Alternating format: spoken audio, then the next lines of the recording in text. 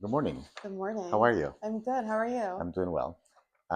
So I guess let's start from the beginning and just before you were actually diagnosed with POTS, tell me about the symptoms that you were experiencing and kind of what was happening at that point in time. I want to say I was around 15 or 16 years old, and I first had an episode of extreme high heart rate, and I couldn't keep up with my heart rate and catching my breath. I remember just being at home and running down the stairs and freaking out because I couldn't keep up with my rate or just trying to breathe. And Hmm. that prompted a 911 call because I had no idea. Sure. I was young. This is the first time. So they rushed me to the hospital, did all the testing, but that's when it started. I was a teen. I was young. I was anxious, under stress. I was in a high school, so there really weren't any answers for me. Right. And then this just started happening. I would have like maybe a month break, and then it would happen again, and then I would have another month break, and then it would happen again, and then it started to be every 2 weeks, and then every week, and then I'm noticing every day I'm having these skipped beats or high heart rate, and I can't breathe, I can't keep up with anything. And I kept doctor hopping. I was young. I didn't know Right. anything. Right. I didn't know. So pretty scary, obviously. Yeah, it, And it then, was scary. and you're not getting any No. answers. Did you end up seeing, I would assume, primary care doctors first, and then what were they saying to you? I saw primary care, and he basically said, "Well, there's a heart murmur, and you have a PFO. It never closed at birth, Okay. and go see a cardiologist." But he also was on the same page of the other doctors. You're too young. I'm sure it's nothing. Did they attribute it to anxiety? Yes, Yeah. I was diagnosed with anxiety. Okay. It's on my chart still. Right. And I met a cardiologist, and he basically said, "Well, we can do an ablation, but you're young, and I don't think it'll help you." I was nervous. I didn't want to go through any type of procedure, Sure. especially Sure. with my heart. Sure. So I passed on it. I said, "Well, I'll give it some time and see what happens." Okay. Months later, it just keeps happening. Right. And then fast forward to a couple of years, I saw another cardiologist. I switched to another primary care doctor, and it's, "You're too young, but let's give you a heart monitor." And of course, the heart monitor, for me, I've used it maybe 10 times, and it's almost never caught anything. Really? Yeah, It's just one of those things where, it's one of those things. It would catch some SVT rates, the right. high heart rates where it's going over 140, over 150, even 170. I mean, I've had a heart rate of 200, Wow. passing out, um, can't breathe, low oxygen. Hmm. But I want to say I must have seen three primary cares and about four cardiologists until recently, until a couple of years ago. I started doing my own research through Hmm. social media and online and joining Facebook groups, and just throwing out my own symptoms and then Sure. hearing from other people. I finally found a good team, but it was still the same thing. It's a lot of these issues are new still, and there's still research coming out. So I still had to doctor hop, Right. unfortunately, and do a lot of homework myself. Right. So what was the interval between you're 15 when you start to experience these episodes of the Mhm. heart rate elevations, and then when you were officially diagnosed with POTS? Oh, I was officially diagnosed around January, February of 2020. Wow. Okay. Yeah. So quite a bit of time. Quite a bit of time, a lot of hospitalizations, a lot of 911 calls, Hmm. a lot of stroke assessments, Yeah. a lot of neurologist, cardiologist, and I actually, during an episode in the hospital, I was having these convulsions. I was unconscious for about 2 days, but I could Wow. hear. I couldn't respond, but I could hear, and I was tremoring in the hospital bed, and I could tell the doctor was just watching over me, and my husband had asked, "What is this?" Yeah. Sure. And he shrugged his shoulders and said, "I don't know, but let's get psychiatry in." Wow. Okay. So I mean, you're beyond scared Yeah. because you're trying to understand what's Mm-hmm. happening. This is not normal. You Mm-hmm. know that, but you're not still getting any answers Yeah. from the medical community. Well, okay. So it were to say that those interactions with the first couple of doctors that you saw were pretty difficult, is that a Yes, fair yes, statement? Yeah, very difficult. yeah, definitely. Okay. So now we fast forward. So lots of things, I mean, are still happening. Mhm, You're not getting any answers. You take matters into your own hands and you say, I'm going to go to the Cleveland Clinic mhm, because, it's great and mhm. maybe they have answers, Yeah. right? So is that kind of like how it came about, or was it through like a social media that somebody said, why don't you go there and check it out? So a little bit of both. I actually spoke to one of the doctors out of New York, out of the Dysautonomia International Clinic, Okay, kind of for a second opinion, and she also considered Cleveland Clinic, just because the local doctors here, sure. they all, they were honest with me as well. Once I found my team here, they were honest with me and threw up their hands and said, "I think you need a bigger clinic." Okay, I've trialed all the medications for POTS and the lifestyle changes and everything. So I went to Cleveland. I met with the doctors there, and they were helpful. But um, I brought up a term to the doctor, Maytherners, right, and I had done my own research 2 years ago about this. But when I brought this up to the doctor at Cleveland, he kind of said that there wasn't really a relation between POTS and Maytherners. okay, And I'll be honest, I did feel a little uneasy just because this is the time where I'm on social media, sure, I'm on TikTok, I'm listening to these people sharing their symptoms, and they're also sharing their own episodes. And I would show my husband and say, this is what's happening to right, me. yeah, right, I'm exactly, passing out at the grocery store, at home, and the tremors, the convulsions, I'm not alert, I'm not there. This is what's happening. right, Um, and then I started again on a Facebook group page. I wrote my symptoms, and somebody responded back to me and said, "You need to call this doctor right now." okay. And it was It you. was me. It was Okay, you. okay, And I did.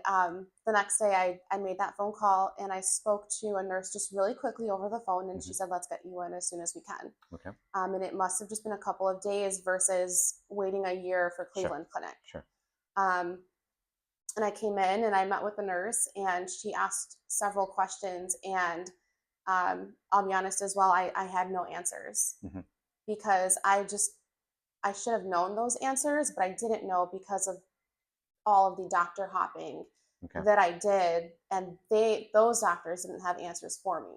got it. So I felt clueless. Right, I don't know why I never fixed the hole in my heart or anything. I No, see. nobody Right. ever had answers for me. Okay.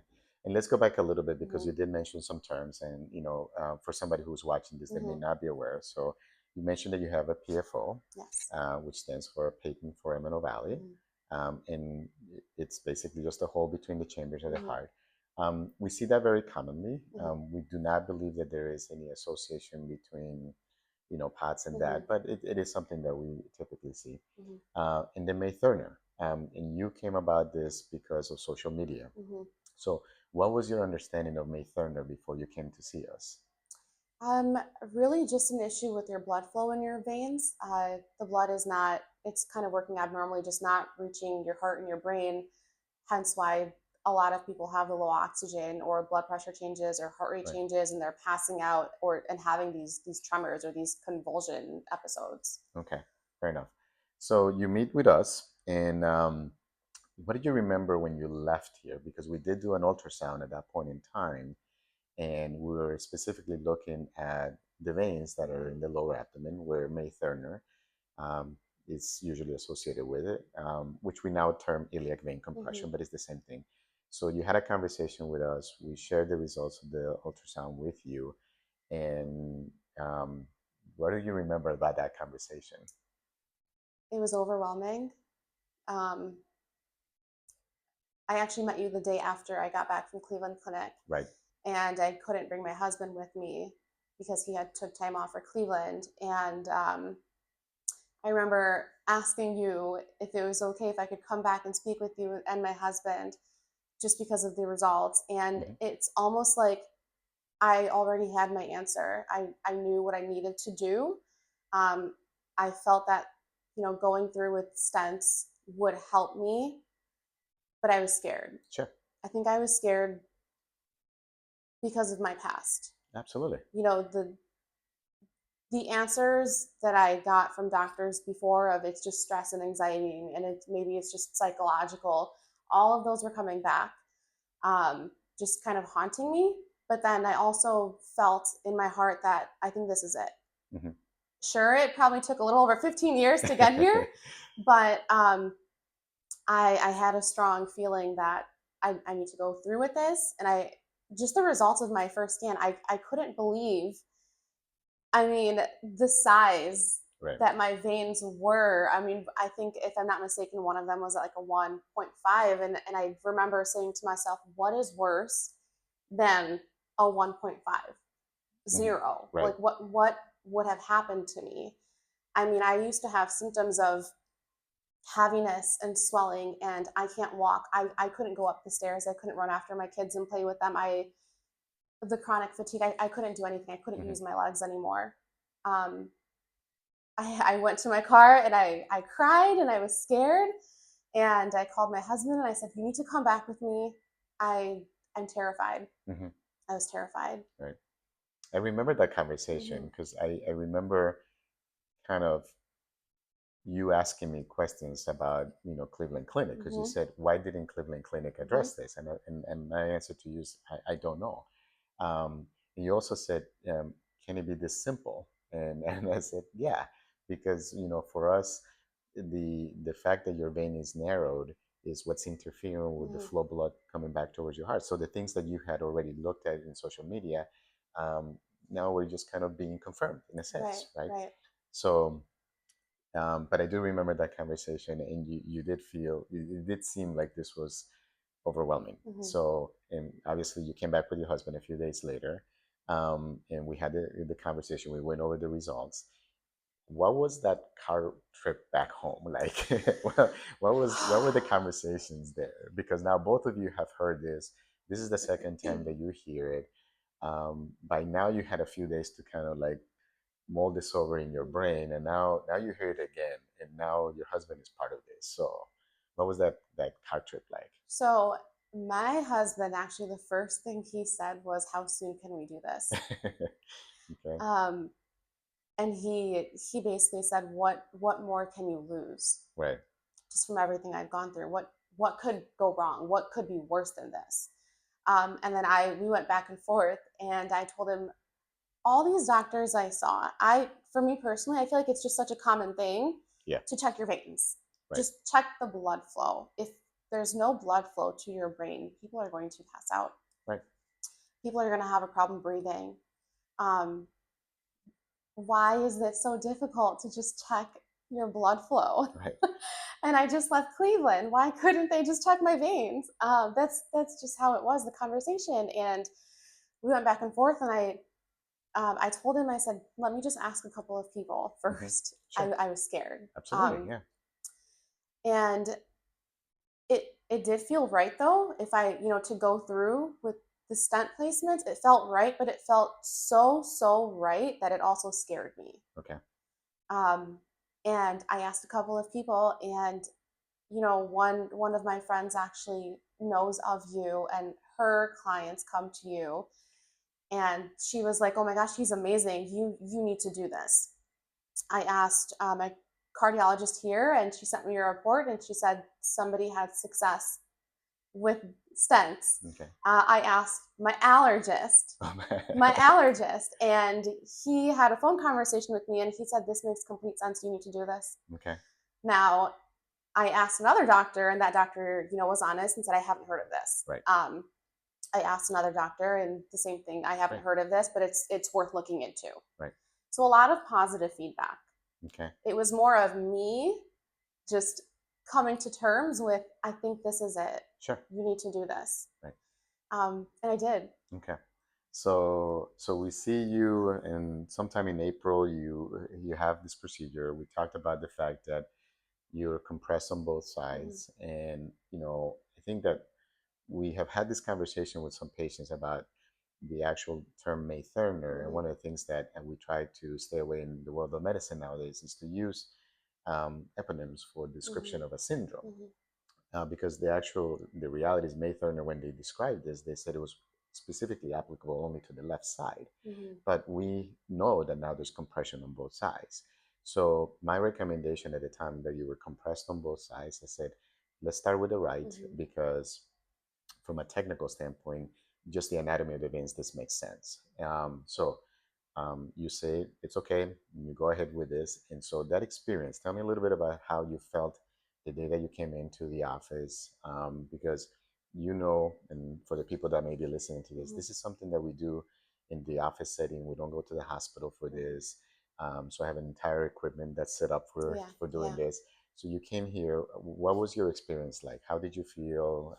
What was going through your mind? I was kind of all over the place because I knew that this was my moment. I this could be my journey, a new journey of healing, Sure. because I don't remember my life being normal ever. And I was nervous because we're not in a hospital, but Right. I put all my trust into this place and into you, and I said, it's not bad. There's a separate spot for the procedures, which is great. And I just remember, coming with an open heart and letting you and the staff just do everything. And Yeah.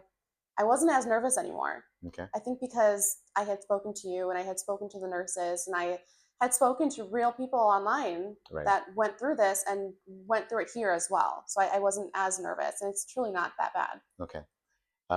So you go through the procedure, Hmm. which takes a little bit over an hour. Hmm. You're in the recovery. You start to wear off the anesthetic, and Hmm. you're feeling okay, like, okay, I'm better now. And Hmm. so then you go home. Hmm. And what's the recovery like? What's the first night like? What's the first day like? I will say the first thing I noticed is, and I'm talking about immediately in the recovery. Um, I felt like I could breathe, Oh, wow. Okay. and this was immediate. Okay. I truly felt like I was given so much oxygen. And there are these symptoms with POTS or with dysautonomia that come, for example, ringing in your ears, or just Right. these spasms all throughout your body, and your speech as well. Right. That all changed for me. Like almost The ring, immediately? almost immediately. I would say the breathing was immediate, Okay. and the speech was immediate. Okay. So my Wow. speech became clear. Yeah. I had a lot of brain fog prior to the stents. Right. I had a lot of, I guess, stuttering, or it would take me some time to form words. Okay. And all of that changed. And then within 2 weeks, within a couple of weeks, I could walk. Okay. My legs were not heavy anymore. My legs were not swelling. I didn't have the blood pooling, which was Wow. really, really scary Sure. because that's all I remembered. Right. Um, I wasn't cold. My body wasn't cold. Right. And every single day for all these years, I've just had frozen feet, frozen hands. And that changed. My feet were warm. I wasn't used to this. Right. Um, the only, which is very common with the procedure, is the usual, the back Yeah. pain, which I had that. But I want to say that kind of diminished after about 2 weeks. Okay. Yeah. Yeah. Um, and we provided you with some Hmm. pain medications, Hmm. and those worked and stuff like that. Yes. So you come to see us 2 weeks later. Hmm. I have a very vivid Hmm. recollection of that office visit, because I remember walking into that room and I just saw you and you were like beaming. I mean, it was just like, oh my God, this is so amazing. So tell me a little bit about that. Sorry. No, it's okay. So 2 weeks later at the follow up, I'm here with my husband, and I remember kind of having to remove the sutures, Right. and I was sitting and I just jumped up off the chair and went to the bed, and the first thing you said was, "Do you see what you just did?" Right. I remember. Yeah. Um, because for nearly 15 years I couldn't just jump up from a chair or the couch or my bed, and whenever I did, I would kind of, you know tumble and sometimes get the the auras and the tunnel vision and pass out. And then, my husband would always yell at me and say, "You can't get up like that. Just sit down." Right. So I came and I just got up and nothing happened. Right. And I felt great. Like I said, speech was clear and I could move, I could use my legs normally. I just felt like a new person overall. Wow. Pretty amazing. Hmm. Pretty amazing. So, so we have a great conversation. I'm thrilled for you. And we have still some compression on the other side, and we talked about going ahead with it. Hmm. And so just to because we do know that it's both sides, and both sides needed to be treated to be able to kind of get you to the point where you get the maximum benefit from this.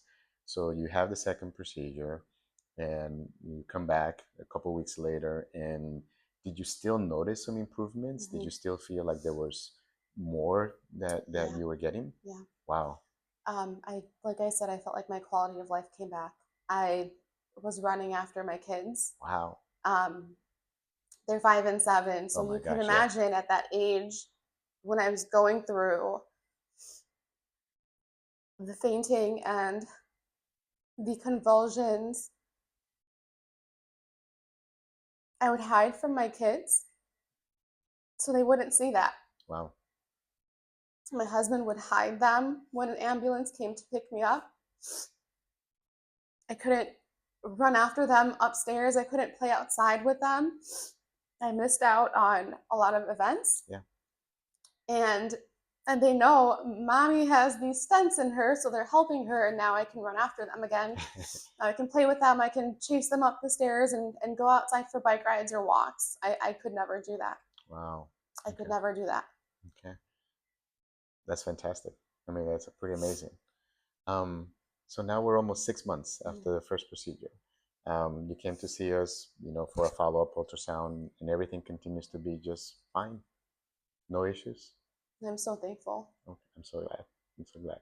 So, having gone through all of this, what advice would you give somebody that's just starting their journey or is in the midst of this journey and just still cannot find answers? Don't give up. I mean, if I could put myself in all of these places at once for them, I would. I would give myself to them to help them Hmm. and just meet with them and speak to them and share my experience and listen to them. I think that's the biggest thing is they need somebody to listen to them. They Right. need to just let everything out. There is hope. There is help. There is a chance for a new life. Um, don't be scared. It is scary. It's so Hmm. scary. Right. Some people are probably going through this more than 15 years, like I Right. am. But that's my biggest thing is don't give up because Okay. there is hope. Okay. Yeah.